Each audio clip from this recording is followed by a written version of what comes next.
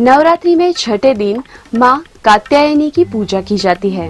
इनकी उपासना और आराधना से भक्तों को बड़ी आसानी से अर्थ, धर्म, काम और मोक्ष चारों फलों की प्राप्ति होती है। उनके रोग, शोक, संताप और भय नष्ट हो जाते हैं। जन्मों के समस्त पाप भी नष्ट हो जाते हैं।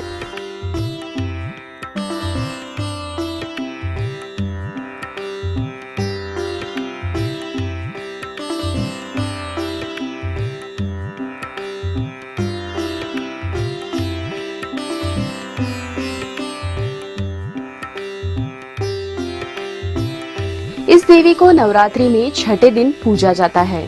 कात्य गोत्र में विश्व प्रसिद्ध महर्षि कात्यायन ने भगवती पराम्बा की उपासना की, कठिन तपस्या की। उनकी इच्छा थी कि उन्हें पुत्री प्राप्त हो। माँ भगवती ने उनके घर पुत्री के रूप में जन्म लिया।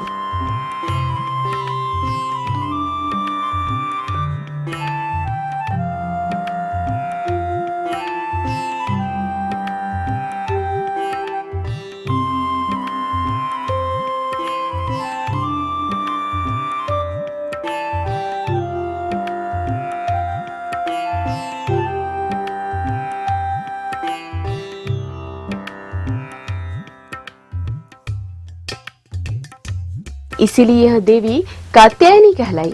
इनका गुण शोध कार्य है, इसलिए वैज्ञानिक युग में कात्यायनी का महत्व सर्वाधिक हो जाता है।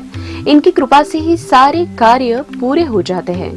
ये वैद्यनाथ नामक स्थान पर प्रकट होकर पूजी गई माँ कात्यायनी अमोघ फलदायिनी है।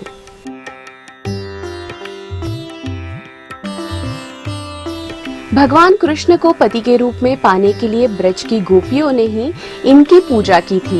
यह पूजा कालिंदी यमुना के तट पर की गई थी, इसलिए ये ब्रज मंडल की अधिष्ठात्री देवी के रूप में प्रतिष्ठित है। इनका स्वरूप अत्यंत भव्य और दिव्य है। ये स्वर्ण के समान चमकीली और भास्वर है। इनकी 4 भुजाएं हैं। दाई तरफ का ऊपर वाला हाथ अभय मुद्रा में है तथा नीचे वाला हाथ वर मुद्रा में। माँ के बाई तरफ के ऊपर वाले हाथ में तलवार है तो नीचे वाले हाथ में कमल का फूल सुशोभित है। इनका वाहन भी सिंह है।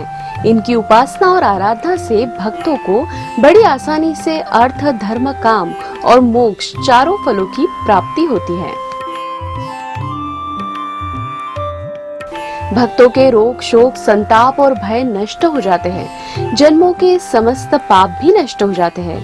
इसलिए कहा जाता है कि इस देवी की उपासना करने से परम पद की प्राप्ति होती है।